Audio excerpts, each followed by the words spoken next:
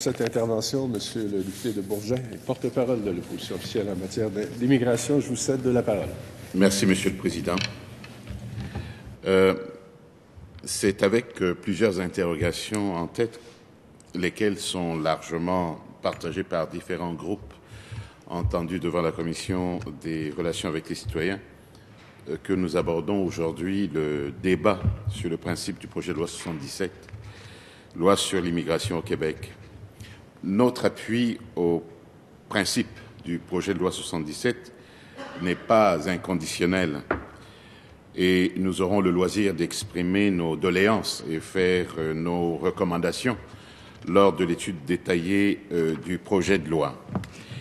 Il est utile, Monsieur le Président, de rappeler que cette loi, si adoptée, viendrait remplacer la loi sur l'immigration adoptée en 1968, j'avais alors 7 ans. Une loi qui n'avait justement jamais fait l'objet d'une révision en profondeur. Je rappelle également que ce projet de loi reflète pour de larges pans le projet de loi 71 qu'avait déposé notre ancienne collègue Diane de Courcy le 18 février 2014, un projet de loi qui avait pour objet de contribuer par l'immigration à la prospérité économique, certes, mais également à l'enrichissement du patrimoine socio-culturel, au dynamisme démographique, à l'occupation et à la vitalité des régions, ainsi qu'à la pérennité du français, langue publique commune, langue officielle du Québec. Monsieur le Président, sur la question fondamentale relative à la sauvegarde du français, en appeler à la vigilance, comme le répète souvent le Premier ministre du Québec, est une chose. Mais la situation exige beaucoup plus. Le père de la loi 101, le regretté Camille Lorrain, a maintes fois décrit la langue comme étant l'âme d'un peuple, résumant ainsi en quelques mots la thèse de tous les exégètes en ces matières, d'où l'importance de la protéger et de la défendre avec l'énergie du désespoir, chaque jour et à chaque moment que nous aurons l'occasion de le faire. Aussi, défendre le principe de la compétence dans la sélection des ressortissants étrangers souhaitant s'établir ici au Québec est fort bien. Mais nous serions très mal avisés de négliger les impératifs liés à la connaissance de la langue française. Je ne parle pas de maîtrise, je parle de connaissance. Pour cela, il nous faut nous assurer que le projet de loi 77 considérera l'immigration de façon globale, comme un projet de vie, et non pas uniquement comme un simple instrument légal facilitant l'arrimage entre les immigrants et les besoins tangibles en main-d'œuvre dans le marché du travail québécois. Et ce point de vue, Monsieur le Président, est largement partagé comme nous avons pu le lire ou l'entendre lors des travaux de la commission parlementaire qui s'est tenue, je le rappelle, du 27 janvier au 16 février 2016. Je profite ici de l'occasion pour remercier bien chaleureusement celles et ceux qui se sont prêtés à ce nécessaire exercice, malgré encore une fois le court laps de temps entre le dépôt du projet de loi le 2 décembre 2015 et le début des travaux de la Commission des relations avec les citoyens le 27 janvier dernier. Je dis encore une fois car on se souviendra que le gouvernement, le 5 décembre 2014, avait procédé de la même façon en déposant sa nouvelle politique en matière d'immigration à la toute dernière journée de la session pour la tenue d'une commission parlementaire après la période des fêtes en février 2015. Je voudrais Nonobstant cela, saluer la rigueur incarnée par la présidence et le secrétariat de la Commission tout au long de ces travaux, tout autant que celle des membres de la Commission et bien évidemment, celle de la ministre de l'Immigration, de la Diversité et de l'Inclusion, qui a prêté une oreille attentive et active à l'ensemble des propositions, y compris les propositions portant sur les enjeux relatifs à la langue. Elle a fait preuve de beaucoup de respect relativement à toutes les personnes qui sont venues apporter leur contribution à cette réflexion. À cet égard, nous avons d'ailleurs bien retenu lors d'un échange entre la ministre et la présidente de la centrale des syndicats du Québec, Madame Louise Chabot, et je cite la ministre, « La langue, c'est la clé de l'intégration en emploi. » Nous avons apprécié, Monsieur le Président, mais nous aurions été doublement ravis si la ministre avait déclaré « La langue, c'est la clé d'une intégration réussie ». Mais je sais qu'elle le pense au plus profond d'elle-même. Monsieur le Président, nous le disons depuis longtemps, le gouvernement devrait d'abord s'assurer d'intégrer en français et de faciliter l'accès au travail pour des milliers de nouveaux arrivants qui sont accueillis ici au Québec chaque année. En ce sens, le gouvernement devrait, dans des approches rigoureuses, consacrer davantage de l'énergie, du temps, de la créativité même, des ressources évidemment, à l'apprentissage du français. Je rappelle que ce sont de très larges pans de la société québécoise, par la voix de la Fédération des travailleurs du Québec, de la Confédération des syndicats nationaux, de la Centrale des syndicats du Québec, du Syndicat de la fonction publique du Québec, de la Fédération autonome de l'enseignement, de la Fédération étudiante collégiale du Québec, de la Société Saint-Jean-Baptiste, du Mouvement national des Québécois, du Mouvement Québec français et de la Fondation Lionel Groulx, dis-je, qui réclament, dans une lettre ouverte publiée le 11 février dernier dans le journal Le Devoir, que le gouvernement profite de l'élaboration de cette nouvelle loi pour favoriser une immigration en phase avec le développement social, le développement économique et le développement culturel du Québec, pas seulement le développement économique. C'est ensemble. Dans cette lettre ouverte, Monsieur le Président, lettre intitulée « L'immigration et la langue, assez les vœux pieux », les signataires croient que l'intégration des nouveaux arrivants à la société québécoise passe par la connaissance du français comme langue commune. Nous sommes parfaitement d'accord avec ces centaines de milliers de nos compatriotes qui s'attendent à ce que la nouvelle loi sur l'immigration permette au gouvernement du Québec de faire en sorte que l'immigration favorise la pérennisation de la langue française. Je le rappelle, nous comptons seulement pour 2% de parlants français en Amérique du Nord. Dans les faits, constate-t-il, peu d'efforts sont mis de l'avant. Au contraire, poursuivent-ils, le projet de loi reste timide quant à la maîtrise du français pour les catégories de travailleurs temporaires étrangers ainsi que pour les travailleurs économiques. De plus, conclut-il, le projet de loi atrophie les responsabilités de la ministre quant au maintien des programmes d'intégration et à la dispensation de services d'intégration linguistique. Leur constat s'appuie notamment sur une étude récente de l'Institut de recherche en économie contemporaine, l'IREC, qui nous apprend que le Québec rate déjà sa cible en matière de francisation.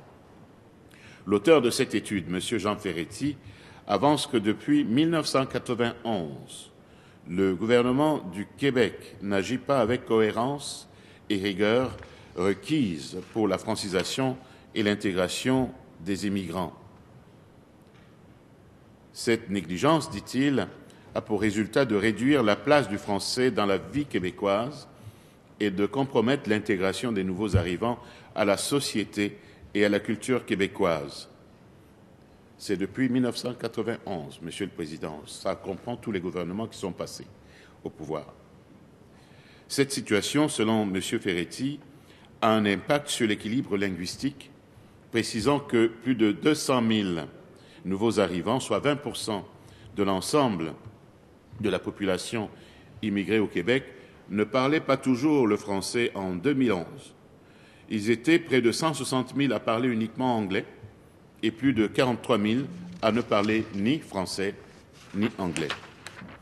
De tels chiffres, souligne le chercheur, laissent voir que, contrairement à son objectif de consolider le caractère français du Québec, la politique d'immigration menée depuis 25 ans et la défaillance des programmes de francisation contribuent largement à l'anglicisation de Montréal qui, rappelons-le, recèle de près de 80%, la grande région de Montréal, près de 80% de l'immigration au Québec. Montréal, intramuros, c'est près de 70%, un peu plus de 70% de nouveaux arrivants qui y sont en rétention. Pour l'IREC, il est donc inexact de prétendre que la population immigrée anglicisée serait celle des contingents anciens. Les arrivées récentes contribuent de manière importante au recul du français. Et le gouvernement du Québec, précise l'auteur de l'étude, a réduit la politique d'immigration à une question de volume, en négligeant son impact sur l'équilibre linguistique. L'étude souligne également que la concentration à plus de 70% des immigrants sur l'île de Montréal et la baisse du poids démographique des francophones crée un effet de milieu qui rend plus difficile l'apprentissage du français par les immigrants et qui contribue à élargir le fossé entre Montréal, de moins en moins francophone, et le reste du Québec. Le recul du français, note l'IREC, est également fortement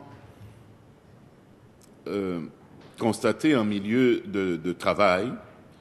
La part des travailleurs du secteur privé sur l'île de Montréal, travaillant généralement ou uniquement en français, étant passée de 62,5% en 1997 à seulement 43,7% en 2010. Aussi, la principale conclusion de cette étude est que le gouvernement du Québec ne prend pas les moyens nécessaires pour s'acquitter de ses responsabilités eu égard au maintien du français comme langue de convergence de tous les citoyens. D'où l'importance, Monsieur le Président, avec le projet de loi 77, de réitérer, voire de marteler que le Québec, une formidable terre d'accueil, est un État où le français est la langue commune de toutes les citoyennes et de tous les citoyens, quelles que soient leurs origines. Monsieur le Président, la situation de la francisation, vous le savez, est préoccupante, surtout quand on sait que le français à Montréal se dégrade. Toutes les études et les statistiques sont en phase sur cette question et que les nouveaux arrivants qui s'y installent majoritairement s'exposent à cette mouvance qui est celle de l'anglicisation. Situation préoccupante quand on sait également que des associations patronales sont venues nous dire en commission en février, lors de l'étude des consultations portant sur la nouvelle politique, qu'elles recommandaient un assouplissement du pointage accordé aux Français dans la grille de sélection des immigrants, ou que d'autres ou que d'autres expriment leurs préjugés favorables envers le bilinguisme au sein de leurs entreprises. Pour d'autres, enfin, Monsieur le Président, il serait plus efficace de confier aux entreprises le soin de franciser leurs employés sur le tas. Si la connaissance du français n'est même pas une condition d'embauche, pourquoi un travailleur souhaiterait-il davantage l'apprendre? S'interrogeait Michel David dans Le Devoir du 4 février 2016. Je le cite, « Il est très facile de vivre à Montréal, où se concentre la très grande majorité des immigrants, sans connaître le français. Il faudrait que l'État québécois mette tout son poids pour contrer l'extraordinaire attraction de l'anglais, mais le gouvernement actuel, dont les compressions n'ont pas épargné les programmes d'intégration, semble plutôt y succomber. Après tout, nous sommes au Canada, non ?» Fin de la citation. Monsieur le Président, les exemples sont nombreux. Je vous rappellerai encore cette semaine la fragilité et la carence de reconnaissance des organismes qui travaillent à l'intégration dans le marché de l'emploi, ici même, dans la région de la capitale nationale.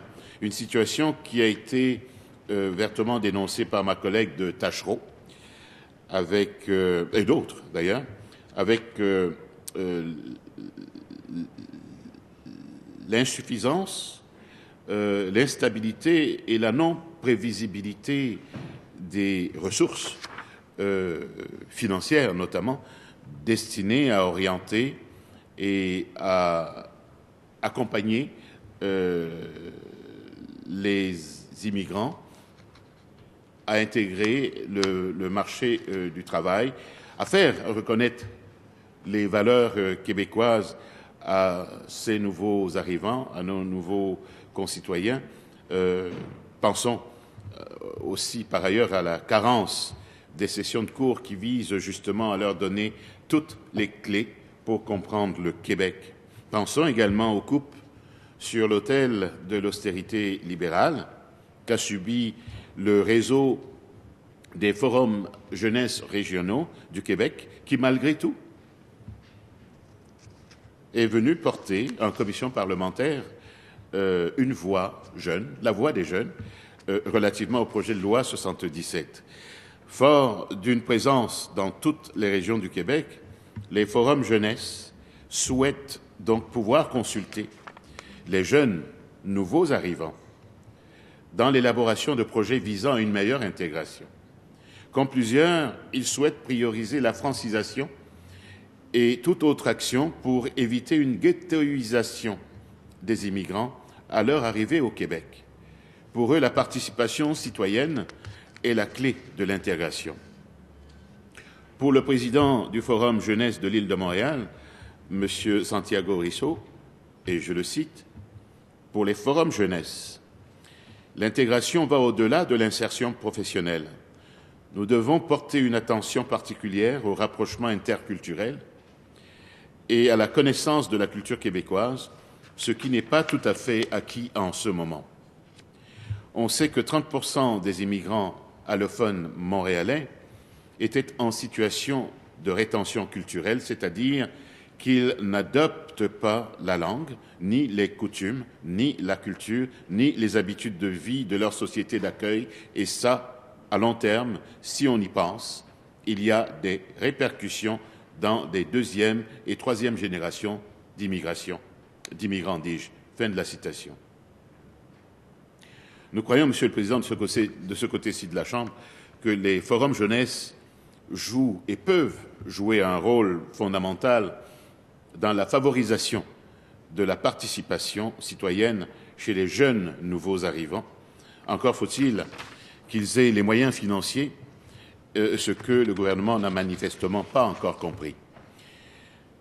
Par ailleurs, Monsieur le Président, j'aimerais attirer votre attention sur l'analyse de l'économiste Pierre Fortin, que nous avons entendu en commission parlementaire, lequel nous incite à réfléchir sérieusement sur notre capacité d'accueil, nous invitant, et je le cite, à moduler notre hospitalité en fonction de notre capacité d'absorption culturelle, politique et sociale.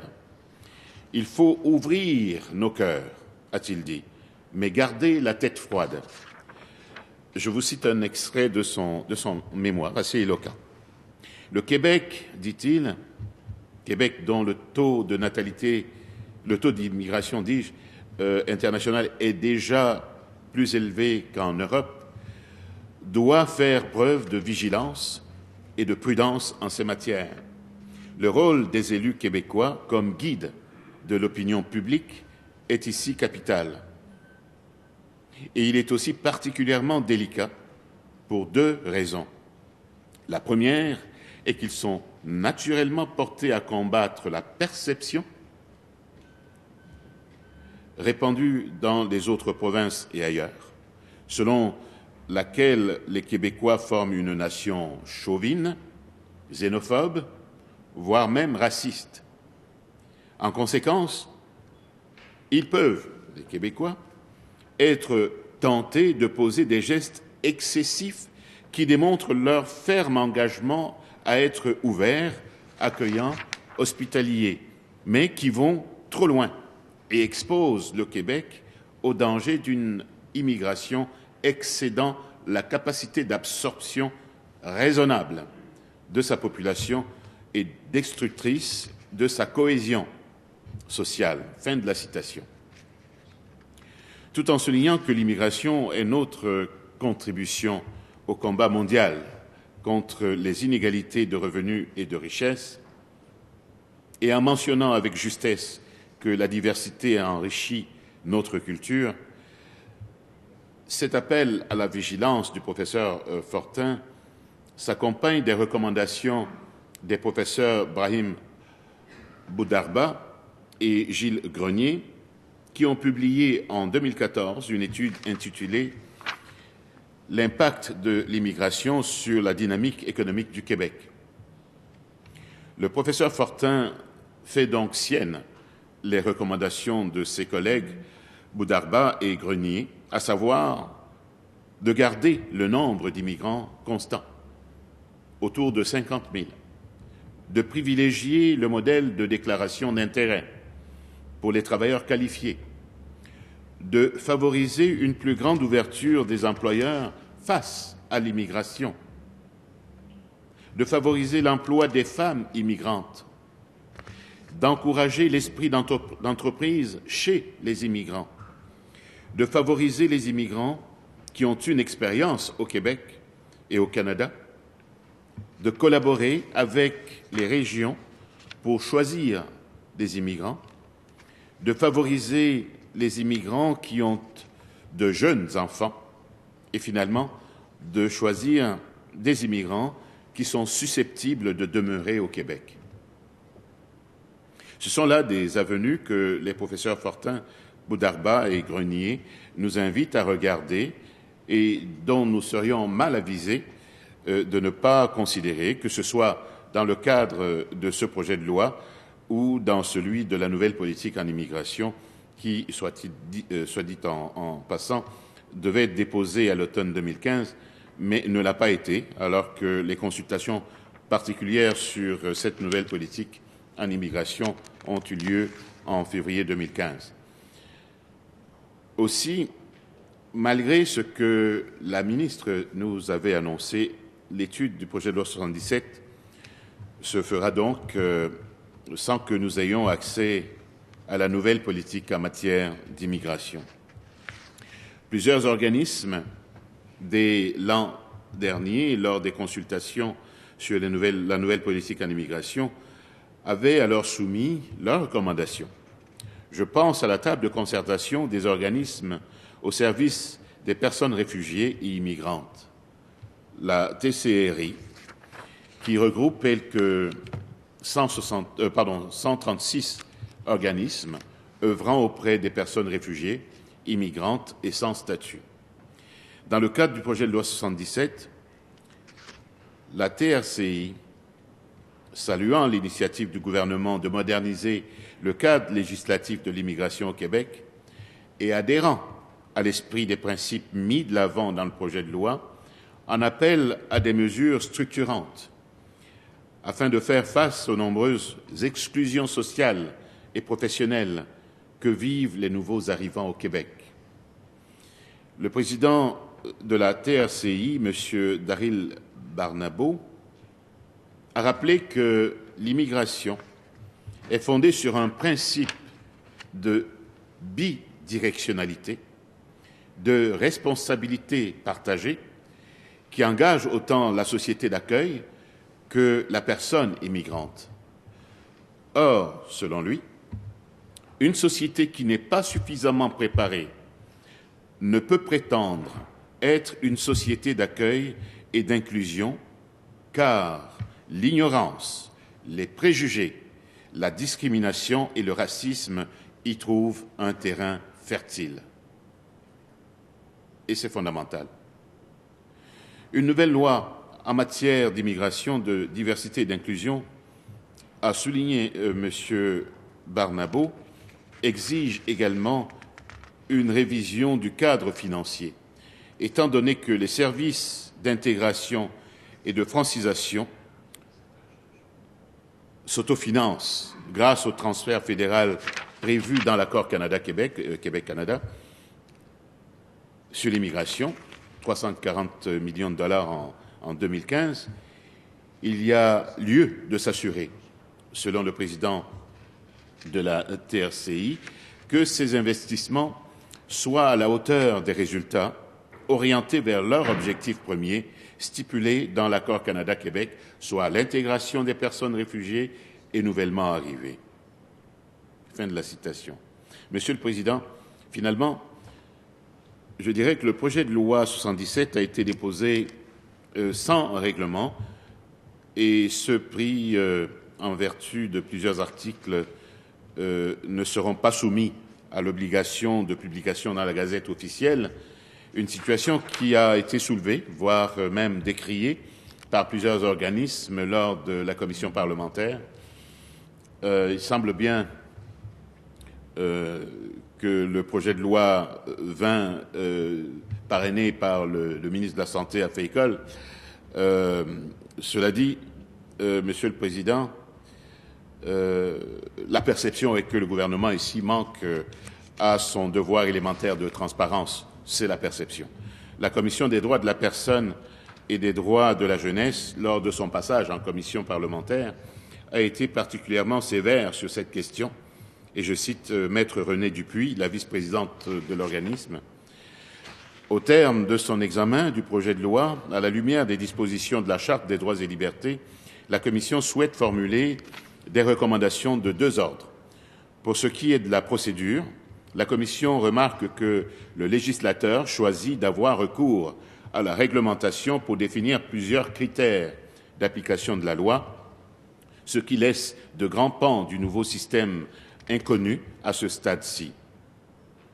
Dans ces circonstances, il est difficile d'évaluer, avant que le pouvoir réglementaire ne soit exercé, la conformité du système normatif mis en place par le projet de loi aux dispositions de la Charte.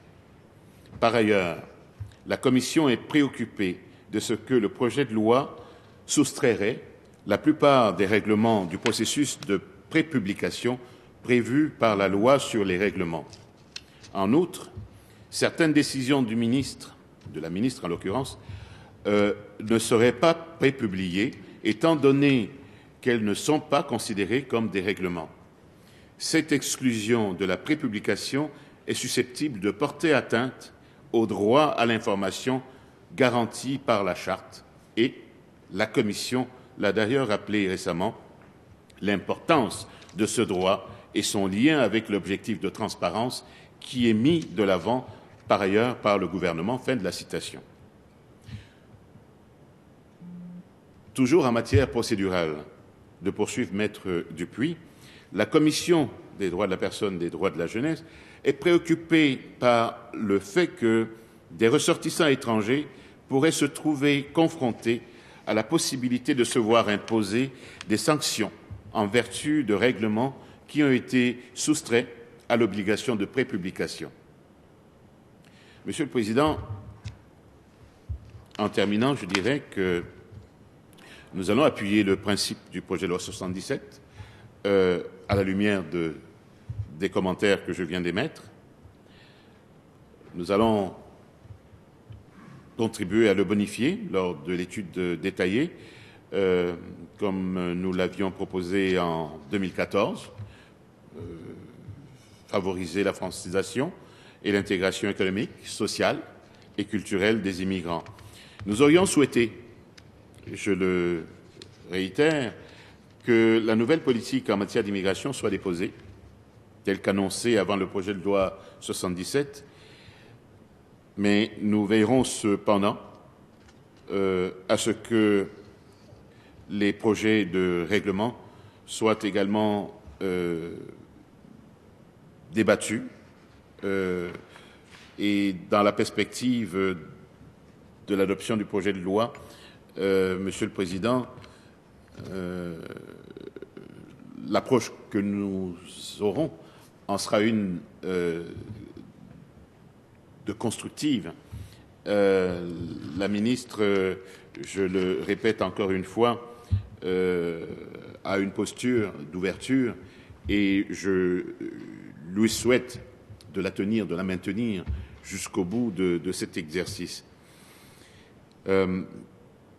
Monsieur le Président, je me permettrai aussi de dire que, considérant que plusieurs éléments du projet de loi 77 sont définis par règlement, nous nous assurons que ce projet de loi considérera l'immigration de façon globale, favorisant l'intégration économique, certes, mais également sociale, culturelle et culturelle des immigrants.